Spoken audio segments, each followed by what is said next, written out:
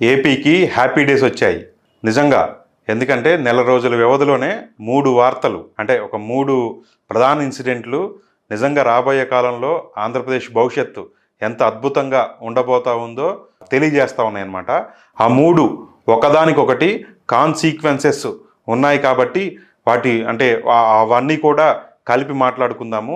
ఒకటేంటంటే నిన్న అంటే కోర్టు చెప్పింది 25% పేదలకు ఇచ్చినటువంటి రిజర్వేషన్ను ప్రైవేట్ స్కూల్స్లో రద్దు చేస్తూ, అంటే దాన్ని కొట్టివేస్తూ జగన్మోహన్ రెడ్డి ప్రభుత్వం తీసుకున్న నిర్ణయాన్ని కోర్టు కొట్టేసిందనమాట.